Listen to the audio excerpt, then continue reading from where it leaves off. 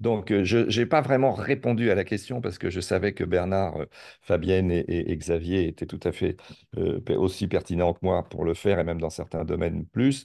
J'ai préféré jouer mon rôle d'historien pour décaler carrément le regard que je vais vous proposer. Alors, je réponds quand même un peu à la première question, hein, puisque mon idée, c'est de montrer comment, dans son histoire, l'enseignement professionnel a été profondément. J'avais intitulé, puisqu'on ne on verra pas le titre, puisqu'il a, il est pas, je ne peux pas vous le présenter, j'avais intitulé ça L'enseignement professionnel des Trente Glorieuses à la désindustrialisation.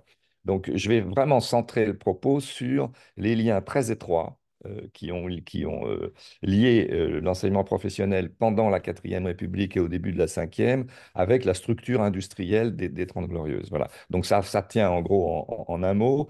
Bon, en 1944, on récupère des centres dits de formation professionnelle qui avaient été développés par le gouvernement de Vichy à la suite d'une décision de 1939 puis de 1940. Je passe pas là-dessus, c'est passionnant, mais bon, ça nous éloignerait du propos. Et on se retrouve avec 880 centres et 45 000 élèves qui sont immédiatement incorporés à l'éducation nationale et qu'on appelle centre d'apprentissage, mais il faut faire très attention à ce vocabulaire. Il est pas juste, il s'agit en fait d'une scolarisation. En gros, sur 3 ans, après la scolarité obligatoire, pour préparer un CAP si possible. Voilà. Alors, ce qui m'intéresse là-dedans, c'est qu'en réalité, il y a eu un succès extrêmement rapide, hein, puisque on est passé de 45 000 élèves en 1944 à 300 000 en 1960 et à 700 000 en 1970. Donc, la croissance, si vous voulez, de l'enseignement professionnel est spectaculaire. Et c'est lié à quoi? Alors, c'est lié à ce qu'on a appelé le résultat du compromis fordiste, hein, beaucoup d'économistes utilisent cette expression pour la Quatrième République. En fait, il y a un accord entre alors, surtout ne jamais dire le patronat en manière d'enseignement professionnel. Je pense que Fabienne reviendra un peu là-dessus. Il y a un accord entre les grandes industries d'équipement de la Quatrième République, c'est-à-dire une union patronale qui s'appelle l'Union des industries mécaniques et minières à l'époque, métallurgiques aujourd'hui, qui regroupe toutes les grandes industries qui vont porter les Trente Glorieuses, c'est-à-dire l'équipement lourd, fonderie, acier, etc. Et puis l'équipement ensuite automobile, construction automobile, construction électrique, électroménager, construction navale, aviation, etc. Donc c'est le gros morceau, si vous voulez, du patronat. Et ces gens-là, ils ont deux problèmes. Le premier, il faut reconstruire, ça coûte cher. Et le deuxième, on est dans une période de déficit démographique, hein. On n'est pas du tout, c'est le baby-boom, certes, mais le baby-boom, il arrivera à l'âge adulte 18 ans plus tard, et on manque de main-d'œuvre.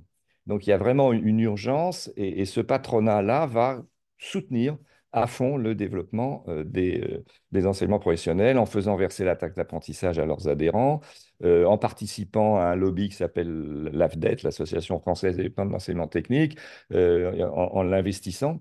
Donc, ils soutiennent à fond, voilà, le développement à la fois du technique et du professionnel.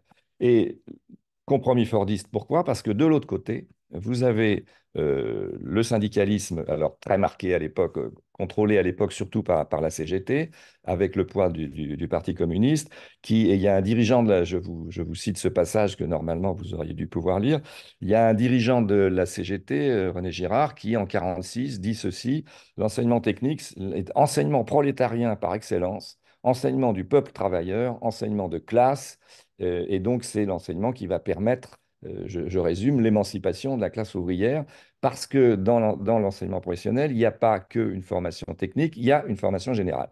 Et donc, c'est un outil d'émancipation de la classe ouvrière. Donc, compromis, parce qu'en réalité, même s'il y a des luttes syndicales, globalement, ces deux instances, la CGT d'un côté, puis d'autres formations syndicales ensuite, et l'UMM de l'autre, fonctionnent ensemble, en quelque sorte, pour financer et développer l'enseignement professionnel à l'époque.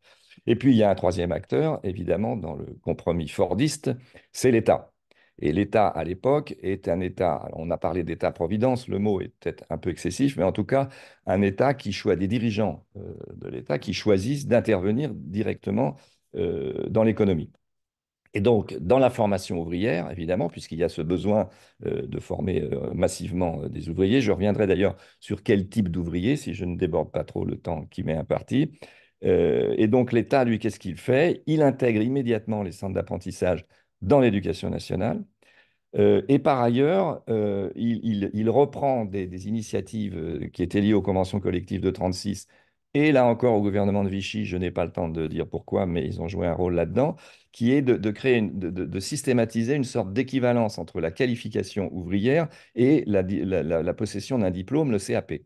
Et c'est le moment où sont publiées les fameuses grilles parodies, hein, qui sont des grilles qui définissent la hiérarchie ouvrière dans les entreprises. Et on voit apparaître les notions d'ouvrier professionnel, OP1, OP2, OP3, ouvrier hautement qualifié, technicien, et dont la définition dans la loi, euh, dans le Code du travail, est assimilée à la possession d'un CAP. Alors, ce n'est pas obligatoire, parce qu'il y a très peu de gens encore à l'époque qui passent le CAP, mais on fait une assimilation entre qualification ouvrière, durée de formation sanctionnée par un CAP et salaire. Donc ça, évidemment, ça renforce beaucoup, avec l'accord du patronat et évidemment le soutien actif des syndicats et particulièrement de la CGT.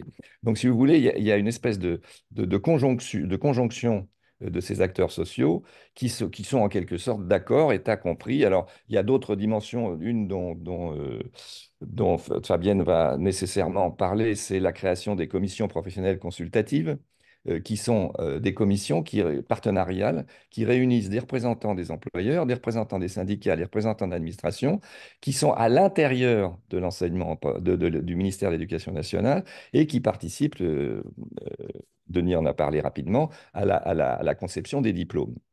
Donc il y a un partenariat contrôlé, organisé par l'État. On crée des écoles normales nationales d'apprentissage en 45 pour former les profs de l'enseignement professionnel, les recruter et les former. Ces profs étant essentiellement au départ des ouvriers qualifiés, hein. On leur demande d'avoir un CAP et 5 ans d'expérience pour devenir prof. Et puis pour l'enseignement général, on prend en général d'anciens instituteurs qui y voient l'occasion de venir en ville, hein, de quitter la campagne et de trouver des établissements en ville et qui font carrière. Il y en a un qui est célèbre, c'est Pierre Mauroy, j'en profite pour le citer. Pierre Mauroy a débuté dans sa vie professionnelle comme prof d'enseignement général dans un centre d'apprentissage, hein. Il l'a revendiqué d'ailleurs très bien dans ses mémoires, c'est pour ça qu'on le sait. Voilà, donc vous avez, si vous voulez, cette dynamique de l'État, les grilles parodies qui créent une équivalence avec le diplôme, l'État qui intègre les centres d'apprentissage dans l'éducation nationale, les commissions professionnelles consultatives, les ENNA. Donc il y a un appareil, et je devrais rajouter même la création des corps des inspecteurs de l'enseignement technique qui étaient avant la guerre bénévoles et qui deviennent des fonctionnaires. Donc vraiment, il y a un appareil qui se met en route, le soutien des organisations patronales, enfin, pas des organisations patronales, de l'UMM, des métallurgistes, et le soutien de la CGT et du PCF, qui après seront rejoints par d'autres syndicats, je simplifie. Et puis, dernier point, c'est aussi un moment où un certain nombre d'intellectuels engagés, souvent proches du PC, vont s'intéresser à la question de la formation ouvrière. Alors, je vais en citer deux qui sont essentiels dans ce domaine, et qui sont en même temps des fondateurs de la sociologie du travail, c'est Georges Friedman et Pierre Naville.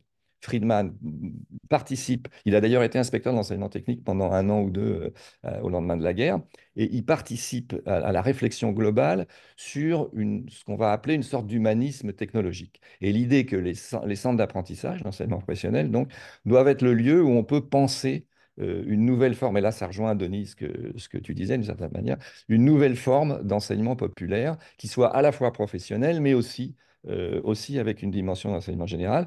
Et Pierre Naville, que je suppose beaucoup de gens connaissent, qui est donc un des pionniers avec Friedman de la sociologie du travail en France, qui est par ailleurs très marqué politiquement, hein. Pierre Naville a été... tous les deux sont allés en Union soviétique avant la guerre, hein. Mais Naville a même appris le russe et il a passé un CAP volontairement. Et Naville a été un temps un ami proche de Léon Trotsky. Et donc Pierre Naville écrit un livre qui s'appelle La formation professionnelle à l'école. Donc si vous voulez, il y a en plus une dynamique intellectuelle. Et je terminerai sur cette première partie là-dessus parce que je ne veux pas embêter trop de gens avec cette histoire, mais je pense qu'elle a un intérêt pour la compréhension de la situation contemporaine. Dans les ENNA, un certain nombre de formateurs vont s'inspirer directement de cette idée de l'humanisme technologique. Je cite le plus connu d'entre eux, alors là, personne ne le connaît ici, j'en suis sûr, mais il a joué un rôle très important. Il s'appelle Fernand Canonge. Il était prof de l'enseignement technique, puisqu'il existait un enseignement technique, hein, l'équivalent des filières technologiques aujourd'hui. Il était prof dans une école technique. Et c'est très important, il a été membre de la commission Langevin-Wallon. Fernand Canonge est dans la commission Langevin-Wallon, laquelle va produire cette fameux projet de réforme en 1947 qui n'a jamais été appliqué, mais qui proposait le prolongement des études obligatoires à 18 ans et qui prévoyait que l'enseignement technique soit une filière à part entière du système et professionnelle du système éducatif. Et je fais juste une citation pardon, de Fernand Canonge en 49 qui illustre très bien ce qui se passe dans les écoles normales de l'enseignement professionnel et parfois dans les établissements, pas tous. Je cite, l'enseignement technique associe l'apprentissage manuel à l'acquisition d'une culture technique fondée sur les données mathématiques et scientifiques, sciences appliquées donc, hein. Le tout est couronné par un enseignement général répondant aux curiosités désintéressées et aux besoins les plus généraux de l'esprit humain. Voilà, donc c'est ce qu'on appelait former, le slogan, c'était former l'homme, le travailleur et le citoyen. Alors tout ça est très masculin, hein. Éventuellement, on y reviendra si on a le temps. Donc, la première partie s'appelait, comme je l'ai dit, compromis fordiste. Alors, j'ai dit planche de salut. Pourquoi? Parce que, et ça me permet de faire le lien avec la deuxième, j'emploie l'expression qui a été utilisée par Gérard Noiriel, qui est un historien que certains d'entre vous connaissent probablement, et qui avait commencé son travail d'histoire au départ, d'historien sur l'histoire des ouvriers en France, et qui, dans une histoire des ouvriers français qui est publiée chez Point, dit le centre d'apprentissage est la planche de salut des enfants d'ouvriers. Pourquoi? Parce que, j'en parlais tout à l'heure, les ouvriers qui sont formés par les centres d'apprentissage, ce ne sont pas les OS. Dans la représentation un peu classique de la sociologie du travail, tout le monde s'est centré sur les OS. D'ailleurs, Friedman écrira un livre qui s'appelle Le travail en miettes. Donc, on est un peu focalisé sur cette spécialisation et déqualification de certains métiers ouvriers. Mais en fait, dans la métallurgie, Alain Touraine avait commencé ses travaux là-dessus, je me souviens. Il y a plus de 40% des ouvriers qui sont des ouvriers très qualifiés. Alors, tout le monde un peu connaît les expressions, ce sont les tourneurs-fraiseurs ou les ajusteurs. Il y en a beaucoup. Pourquoi? Parce que les machines qu'on a à l'époque ne sont pas automatisées comme elles le sont maintenant. Et donc, pour les régler, les outiller, les faire fonctionner. Et dans les petites entreprises, pour faire face à une complexité des tâches, on a besoin d'ouvriers très qualifiés. Et ce sont ces gens-là que forment les centres d'apprentissage.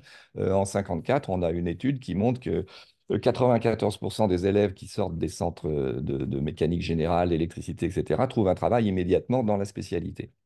Et ils sont donc surreprésentés, ces élèves, par rapport au marché du travail. J'avais fait le calcul en 60, il y a à peu près 40% des garçons de lycée professionnel qui sont dans les spécialités métallurgie, mécanique, alors que ça ne représente que 13% des employés, des salariés dans le marché du travail. Donc il y a vraiment une symbiose entre les besoins de la métallurgie et de la construction mécanique et ce que fait l'enseignement professionnel. Et pourquoi planche de salut? Je termine là-dessus. Parce qu'en fait, ces jeunes ouvriers qui ont un CAP, et à l'époque, on est à une époque où les gens sont peu diplômés, et même le CAP est un diplôme assez rare, une partie significative d'entre eux sont appelés à avoir une promotion interne dans les entreprises. OP1, OP2, OP3, OHQ, voire chef d'atelier, voire bureau d'études. Et il y en a beaucoup, j'en avais rencontré quand j'avais fait mon enquête, qui ont fait des carrières comme ça de promotion interne dans les entreprises. Deuxième partie, donc, que j'ai intitulée Après 1970, la double disqualification de l'enseignement professionnel. Là, je vais aller plus vite parce que tout le monde connaît ça déjà un peu mieux, mais je pense que ça permet de comprendre pourquoi l'enseignement professionnel, qui a été un enseignement à succès jusque dans les années 70, va plonger tout d'un coup dans ce qu'on connaît aujourd'hui et que vous allez développer, l'orientation par défaut, etc. C'est assez simple à comprendre, hein. Le capitalisme change de nature à partir des crises de 73-74 et c'est le début de la désindustrialisation. Et la désindustrialisation, ça touche quoi? Principalement les industries métallurgiques et mécaniques. C'est la fin de la sidérurgie, c'est la fin des mines et c'est le début d'une automatisation assez systématique dans la construction automobile qui réduit les effectifs. Et puis c'est aussi le début de la délocalisation.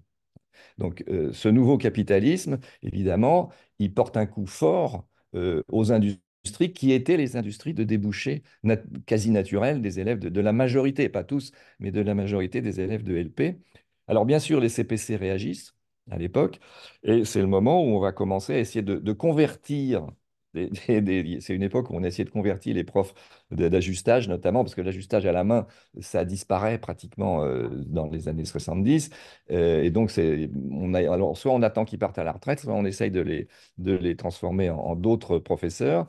On a fait pareil dans le textile, hein, pour les filles, il y avait pas mal de formations textiles, et on a essayé de transformer, et on a développé un secteur tertiaire que vous connaissez, formation du commerce, service à la personne, secrétariat, hôtellerie, restauration, etc.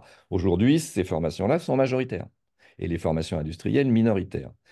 Même si, je le précise quand même, les élèves de LP qui passent en BTS, ceux qui réussissent le mieux les BTS, sont ceux des formations industrielles, pas ceux des formations tertiaires. Et aujourd'hui, on a donc 60% des formations de LP qui sont dans le tertiaire. Donc, j'ai appelé ça disqualification économique, si vous voulez, ou du marché de l'emploi. Il n'y a plus cette cohérence entre ce qu'on a appelé à une époque l'adéquation formation-emploi. Elle disparaît dans les années 70, à la fin des années 70. Mais aussi, et ce sera mon dernier point, disqualification scolaire. Il ne faut pas oublier que la massification, ce qu'on a appelé démocratisation, puis la massification de l'enseignement secondaire à partir de 59, elle est faite dans une recherche dont Lucie Tanguy a montré ensuite qu'elle était un peu vaine, mais c'était quand même ça qui dirigeait les politiques, d'une adéquation entre la formation et l'emploi. Et donc, dans les CPC, l'UIMM notamment, je vais en reparler, pousse à ce qu'on développe des formations dans son secteur qui montent de niveau parce qu'ils anticipent une modification des conditions de production, des process de production, une automatisation, et ils demandent des ouvriers plus polyvalents. Mais du coup, la réponse de l'éducation nationale, elle ne va pas se faire seulement dans l'enseignement professionnel, elle se fait par le développement de tous les autres diplômes technologiques, BTS en 62, un bac technologique en 65, DUT en 66. Et donc, à partir de la fin des années 60, début des années 70, arrivent sur le marché du travail des jeunes diplômés de ces nouveaux diplômes, qui sont en gros la hiérarchie intermédiaire des entreprises, et qui vont bloquer les possibilités de promotion interne dans les entreprises. Et donc là où un titulaire de CAP pouvait assez facilement espérer une carrière, alors pas tous, hein, bien sûr, mais significativement une carrière dans les entreprises, il va se trouver bloqué par l'embauche, par le marché externe, c'est-à-dire les entreprises embauchent des BTS, des DUT, etc. Un exemple a été très bien étudié par Lucie Tanguy, hein, qui était la transformation du recrutement des profs de lycée professionnel. Dans les matières industrielles, on prenait des gens avec un CAP et 5 ans d'expérience, je l'ai dit tout à l'heure, puis on va passer au bac techno, puis on va passer au BTS, puis on va passer au master. Et donc, du coup, bah, évidemment, là aussi, on voit disparaître la possibilité d'une promotion qui était assez classique. Moi, quand j'ai débuté dans l'enseignement professionnel en 1977, mes collègues d'atelier étaient très souvent des titulaires d'un CAP qui étaient devenus profs. Donc, si vous voulez, double disqualification, le marché de l'emploi n'offre plus, comme avant, des emplois cohérents avec les formations. Il faut donc transformer ces formations, mais c'est difficile et on ne retrouve jamais la même cohérence. Et de l'autre côté, la concurrence des diplômes technologiques fait que l'enseignement professionnel distribue des diplômes qui ont moins de valeur. Je termine là-dessus. Certes, on a créé en 66 le BEP, donc au lieu de recruter en sortie de cinquième, ce qui était le cas avant, mais ça, je pense que Bernard va en reparler, on recrute après la troisième. Et, et pour répondre souci d'une formation plus générale et donc de futurs ouvriers plus polyvalents. Mais évidemment, ces malheureux BEP sont immédiatement concurrencés par les bacs techno, les BTS, etc. J'y reviens pas.